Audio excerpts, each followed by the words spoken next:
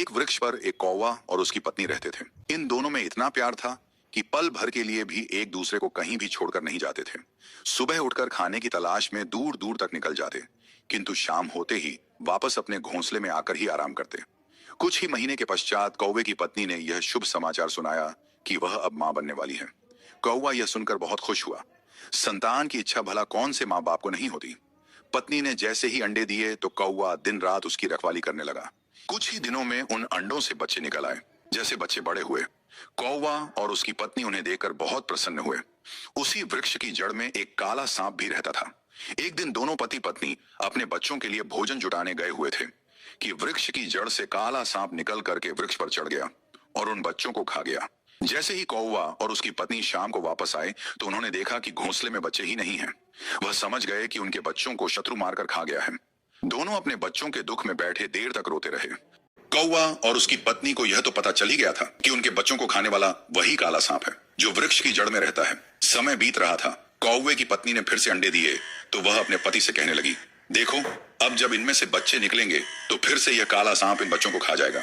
मेरा विचार है कि हमें अपना घोंसला किसी अन्य वृक्ष पर बना लेना चाहिए। बड़ों ने कहा है कि जिस घर में कर्कश पत्नी हो, दुष्ट मित्र हो, पलटकर उत्तर देने वाला पुत्र हो, जिस घर में सांप रहता हो, उस घर में तो समझ लो मृत्यु हर समय मुंह फाड़े खड़ी ही रहती है। कौवा अपनी पत्नी की ओर प्यार से देखते हुए बोला, तुम चिंता मत करो प्रिय। आज तक मैं इस सांप को इसलिए छोड़ता चला आया था कि यह हमारा पड़ोसी है, किंतु अब मैं इस क्षमा नहीं करूंगा, क्योंकि अब यह हमारा पड़ोसी नहीं, हमारा शत्रु है। मगर इतने भयंकर सांप को कैसे मार सकेंगे? कौवे की पत्नी ने डर कर कहा, प्रिय देखो, शक्ति में तो यह हमसे बढ़कर है, किंतु बुद्धि में छोटा है। मैं इसके साथ बुद्धि से लड़ूंगा और इसे अवश्य ही मारने में सफल होऊंगा। जिसके पास बुद्धि है, शक्ति उसी के पास है। कौवा ने अपनी पत्नी से कहा, मेरी बात ध्यान से सुनो। इस जंगल में एक सरोवर है। उसमें हर सुबह इस देश का राजकुमार नहाने के लिए आता है। स्नान करने से पहले अपने वस्त्रों के साथ साथ गले में पहने हुए आभूषण भी उतार कर रख देता है। इन आभूषणों में उसके गले में पहना मोतियों का हार भी होता है। तुम सुबह ही सरोवर पर जाकर बैठ जाना। जैसे ही राजकुमार नहाने के लिए अपना हार उतारे, तुम उसी समय उस हार को उठा कर ले आना और उसे सांप के बिल में आधा अंदर और आधा बाहर करके डाल देना। बस फिर क्या था, वह सुबह उठते ही वह उस सरोवर पर पहुंच गई।